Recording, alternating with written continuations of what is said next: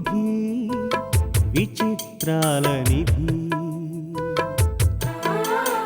ఓ విధి విచిత్రాల నిధి, వింత కథల సారథి, ఆశ నిరాశల వారధి, నిరంకుశ నిర్ణయాల నిర్దయవానిధి, ఓ విధి విచిత్రాల నిధి,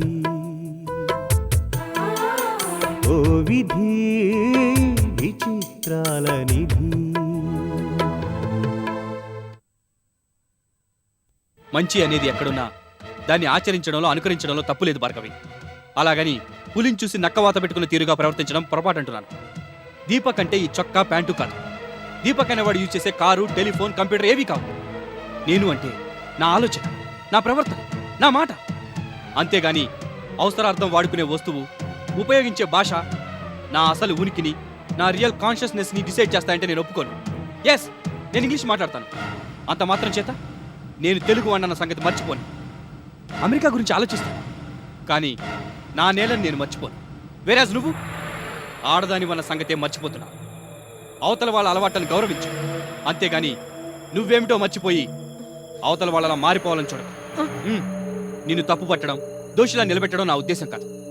నిన్న రాత్రి జరిగిన ఇన్సిడెంట్ గురించి నీ భర్తగా నేనేమనుకుంటున్నానో నీకు చెప్పాలనుకున్నాను, చెప్పాను. That's all. ఒకళ్ళు చెప్పింది విని వాళ్ళ ఇష్టాయిష్టాల మేరకు బిహేవ్ చేయడం నాకు నచ్చదు, చేత కాదు. నాకంటూ ఒక ఇండివిజువాలిటీ ఉంది, అది నువ్వు గమనిస్తే మంచిది.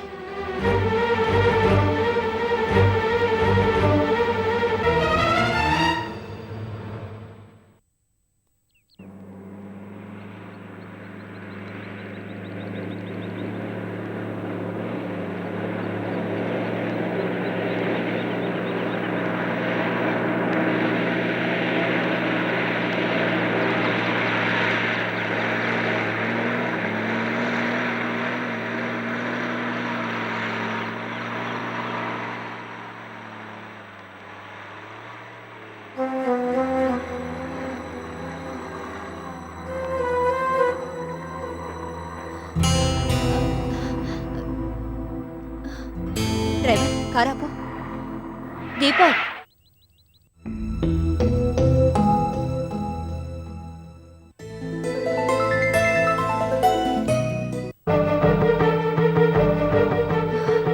దీపక్ రా బాబు. బాబు దీపక్ ఆగు, ఒక్క నిమిషం ఆగు బాబు.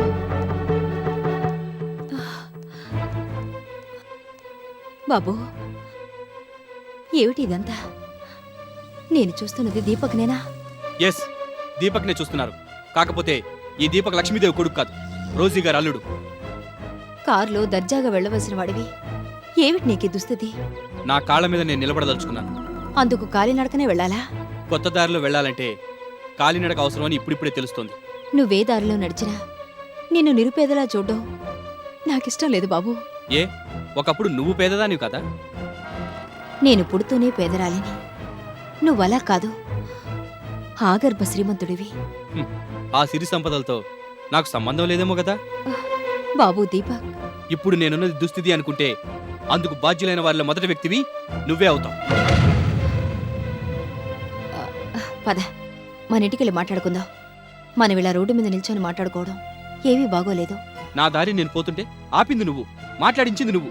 ఇప్పుడు ఇలా మాట్లాడడం బాగోలేదంటున్నది నువ్వే. అసలు నేనెవరు ఆగమన్నారు? నేను నీకేమవుతానని నాతో మాట్లాడుతున్నావు? ఏవి కావని నీతో మాట్లాడకుండా ఉండాలి. చిన్నప్పటి నుంచి నువ్వే సర్వస్వం అనుకుని బతుకుతున్నదానిరా. అబద్ధం. నీ సర్వస్వం ఆస్తి, నీ సంతోషం ఆస్తి, నీ ఆనందం ఆస్తి, నేను కాదు.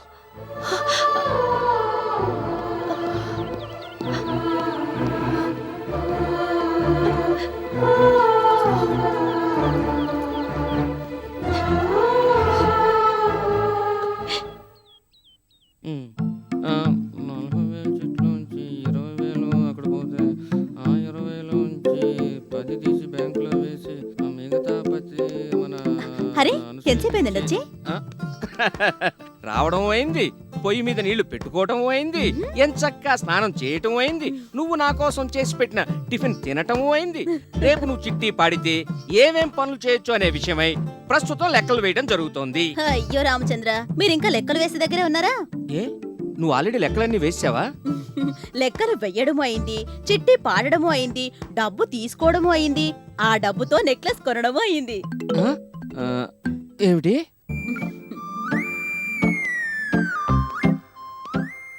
నాలో ఇవాళ మీకేమీ కొత్తదనం కనిపించడం లేదా?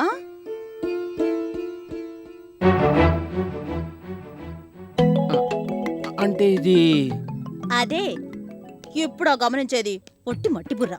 మట్టిదో గెట్టిదో బుర్రంటూ ఒకటి ఏడ్చినందుకు సంతోషించు.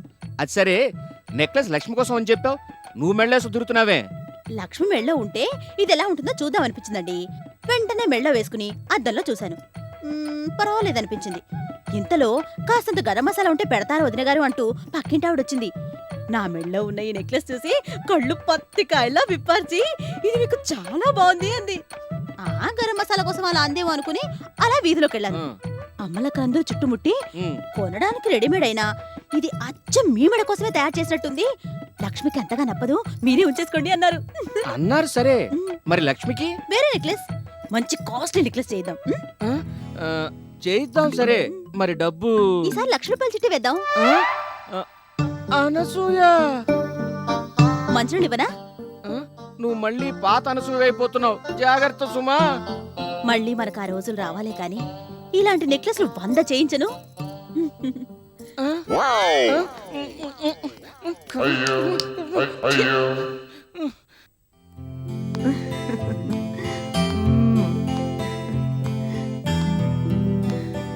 ఏంటి నాన్నా, ఏంటలా చూస్తున్నావు? ఆటలాడితే మమ్మీ ఏమంటుందో నాన్నా? డోంట్ వరీ, నువ్వు ఏ ఆట ఆడితే ఆ ఆటలో నిన్ను వరల్డ్ ఛాంపియన్ చేస్తాను. ఓకే? నీకు ఏ ఆటలొచ్చో, ఏం ఆటలొచ్చో త్వరగా చెప్పే. కమాన్ కమాన్. అదిగో గ్రాండ్ మా వచ్చేసింది. Wish wish. హాయ్ గ్రాండ్ మా, అక్కడే ఉండు, నేనే వచ్చేస్తున్నా. రారా రారా.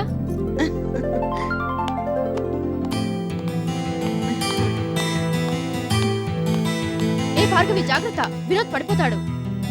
వినోద్ నా కొడుకు, నీ మనవడు, అంత ఈజీగా ఏం పడిపోడు కదా నాన్నా?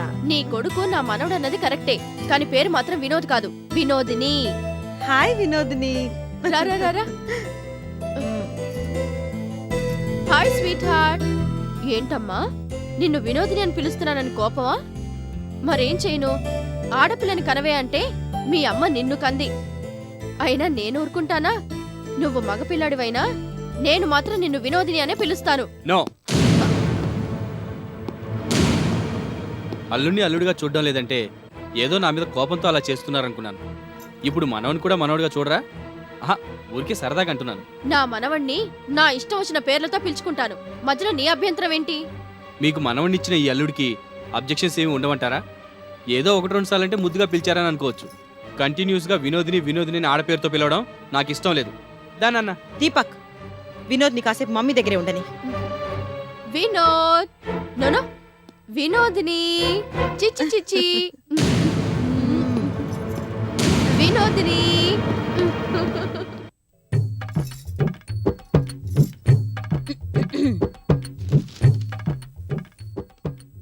ఏమిటి, ఏదైనా సినిమా ప్రోగ్రాం గానీ వేశావా? సినిమా ప్రోగ్రాం కాదు గాని దాదాపు అలాంటిది. ముందు నేను ఎలా ఉన్నానో చెప్పండి. అచ్చం సినిమా హీరోయిన్లా ఉన్నావు అని అన్నగాని అచ్చమైన గుహిలా నిండుగా ఉన్నావు. థ్యాంక్స్ అని నేను అనను గాని 1-2 ప్రశ్నలు వేస్తాను. ప్రశ్నలే కదా, వేయి. చేతులకు బంగారు గాజులున్నాయా? కొత్త టెండరా? అబ్బా, ముందు నేను అడిగిన దానికి సమాధానం చెప్పండి. నా చేతులకు బంగారు గాజులున్నాయా? లేవు. మరి నిండుగా ఉన్నాను ఎలా అన్నారు? పొరపాటు నోరు జారాను, ఇక ముందు ఇంకెప్పుడు ఎట్లా అన్ను? పొరపడ్డారు. నేను అచ్చమైన గృహిణిలా నిండుగా ఉండాలని మీరు కోరుకోవడం సమంజసమే. వేలికిస్తే కాలికేస్తావు, కాలికిస్తే వేలికేస్తావు. ఎట్లనే నీతో వేగేది? దరిద్రుడికి ఆకలి ఎక్కువ అన్నట్టు లోపల ఆకలి కరకరలాడుతోంది. ఇంట్లో టిఫిన్ ఏదో నేడిస్తే తెచ్చి నా మొహాన పడే. మీరు కూడా ఓ 50,000 తెచ్చి నా మొహాన పడేయండి. 50,000 ఉమ్, అదేదో 50 నయా పైసలు అన్నట్టు మాట్లాడుతున్నావే. మీరు తీసుకురారు, నేను తెచ్చే విధం ఆలోచించరు. నువ్వు తెచ్చే విధమా? అవును, లక్ష్మిలా నేను గొప్పదాన్నైతే 50,000 కర్మ, ఏకంగా 50 లక్షలే తెచ్చి మీ మొహాన పారేస్తాను. ఏమిటి అనసూయ, రాను ఇలా తయారవుతున్నావు? నువ్వు మాట్లాడే మాటలకు అర్థమేమైనా ఉందా? లక్ష్మిలా నువ్వు గొప్పదాని ఎలా అవుతావు? సరిగ్గా ఆ విషయమే మీరు లక్ష్మిని అడిగి తెలుసుకోవాలి. లక్ష్మిని అడిగా.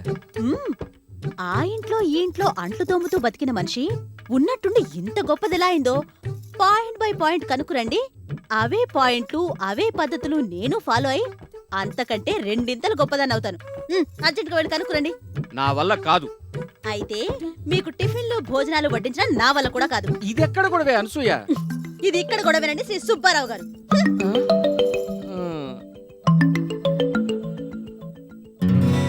రామా, ఏమిటయ్యా ఈ డ్రామా? ఎవరెవరిని ఎక్కడుంచాలో అక్కడ ఉంచకపోతే తర్వాత చాలా ప్రాబ్లమ్స్ ని ఫేస్ చేయాల్సి ఉంటుంది బేబీ. దీపక్ ఈ మధ్య చాలా ఎక్కువగా మాట్లాడుతున్నాడు. అతన్ని కంట్రోల్లో ఉంచు. అతను తోకాడించినప్పుడల్లా నువ్వు స్ట్రాంగ్ డోసే ఇస్తున్నావు కాబట్టి మధ్యలో నేనెందుకు మాట్లాడడం లేని ఊరుకుంటున్నాను. లేకుంటేనా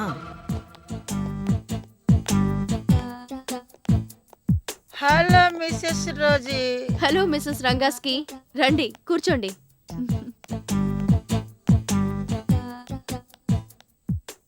మేము ఈ టైంలో వస్తామని నువ్వు అసలు ఎక్స్పెక్ట్ చేసింటావు కదా భార్గవి. యా, నీకు చిన్న సర్ప్రైజ్ ఇద్దామని. సో నైస్ ఆఫ్ యూ ప్రీతి. ఎప్పుడూ యాక్టివ్గా కనపడే కృష్ణవేణి గారు ఏమిటి వాళ్ళింత డల్గా కనిపిస్తున్నారు? సోషల్ యాక్టివిటీస్ ఎక్కువయ్యాయి కదా ఈ మధ్య. సోషల్ సర్వీస్ కానీ మొదలు పెట్టారా? యా, అన్ని క్లబ్ల వాళ్ళు ఏదో ఒక యాక్టివిటీలో బిజీగా ఉన్నారు. వాళ్ళేదో పెద్దగా విరగబడుతున్నట్టు పేపర్లలోనూ టీవీ ఛానల్స్ లోనూ ఫోటోలు కవరేజీ. అప్పటికి మనమేనా చేతకాని వాళ్ళం? మనం కనుక తలుచుకుంటే వాళ్ళకన్నా గొప్పగా సర్వీస్ చేయగలం. Yeah, you're right. Club members అందరం మీట్ అయ్యి ఒక డెసిషన్ తీసుకున్నాం. డాగ్ సర్వీస్ ఏమిటి? అవునంటీ, డాగ్స్ కి సర్వీస్. కుక్కలు మనకు సర్వీస్ చేయాలి కానీ మనం వాటికి సర్వీస్ చేయడం ఏంటి? వాట్ మిస్సెస్ రంగాస్కి, what you say? Yeah yeah mummy అంటున్నది కరెక్టే. ఆఫ్టర్ ఆల్ కుక్కలకి మనం సర్వీస్ చేయడం ఏంటి? అది కాదు భార్గవి, మన అపోజిషన్ క్లబ్ వాళ్ళు సిటీలో కొన్ని ఏరియాలను సెలెక్ట్ చేసుకుని ఆ ఏరియాల్లో కుక్కల రిహాబిలిటేషన్ కోసం ఏవో పనులు చేస్తున్నారు. మినిస్టర్ గారు కూడా వాళ్ళని అప్రిషియేట్ చేశారు. అందుకే మనం కూడా ఒక ఏరియా దత్తత తీసుకొని అందులో ఉన్న డాగ్స్ కి రిహాబిలిటేషన్స్, వ్యాక్సినేషన్స్ ఎట్సెట్రా ప్రోగ్రామ్స్ పెడదామని డిసైడ్ చేసుకున్నాం. జన్మమెత్తితిరా అనుభవించితిరా. ఏముంటుంది ఆవిడ? షెల్లీ పోయిటరీ అనుకుంటా అది. నోనో, అదేదో తెలుగు ఫిలిం సాంగ్ అనుకుంటా. తెలుగు ఫిలిమ్స్ తో మనకు అంతగా టచ్ లేదు. Okay, coming to the point. Ram Nagar లో కుక్కల బెడద అని మనం చాలా ఫ్రీక్వెంట్ గా పేపర్స్ లో చదువుతూ ఉంటాం. కాబట్టి ఆ ఏరియాలో కుక్కలు నిర్మూలించడానికి యు మీన్ కుక్కలు పెడితే నిర్మూలించడానికి? Yeah you're right Mrs Dolly. కుక్కల బెడద నిర్మూలించడానికి మన క్లబ్ నడుం కట్టిందన్నమాట.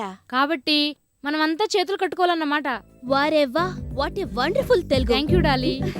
కాబట్టి Mrs Rosy, of course Bhargavi also, మీరు మీ స్టేటస్ కి తగ్గ విధంగా డొనేషన్ ఇవ్వాలన్నమాట. ఓ ఎస్, మమ్మీ రాస్తే బాగుంటుంది.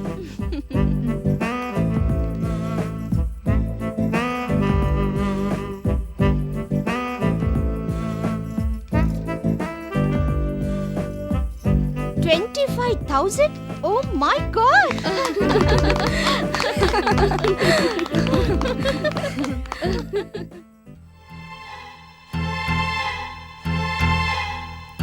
ఇప్పుడు నేనున్నది దుస్థితి అనుకుంటే అందుకు బాధ్యులైన వారిలో మొదటి వ్యక్తివి నువ్వే అవుతావు.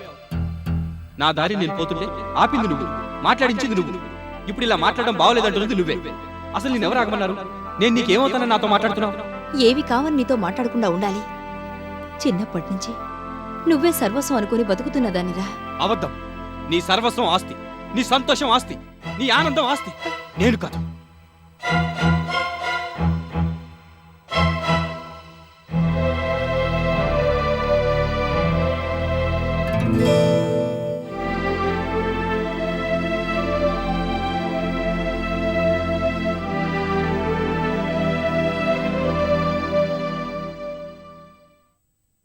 లక్ష్మి,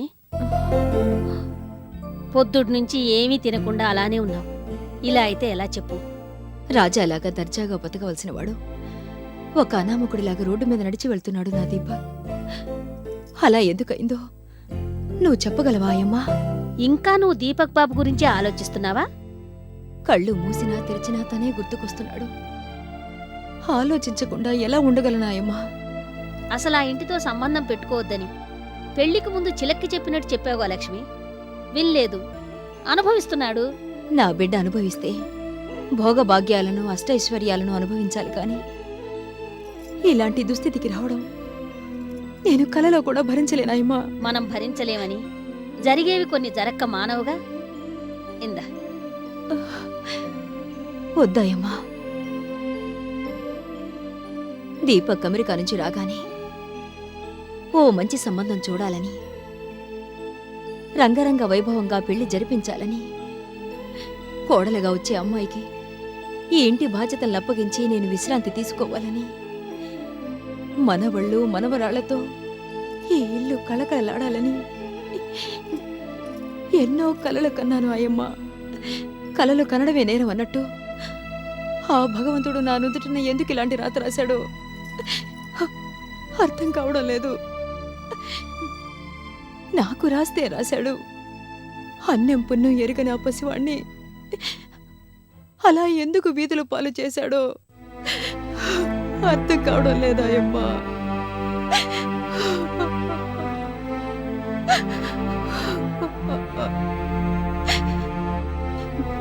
ఎన్నో విషయాల్లో ఎంతో తెలివిగా వ్యవహరించి అందరి చేత శభాష్ అనిపించుకున్న దీపక్ తన పెళ్లి విషయంలో ఎందుకు తప్పుడడుగు వేశాడో, వేసిన తప్పుడడుగును ఇంకా గుర్తించకుండా ఎందుకు అక్కడే పడున్నాడో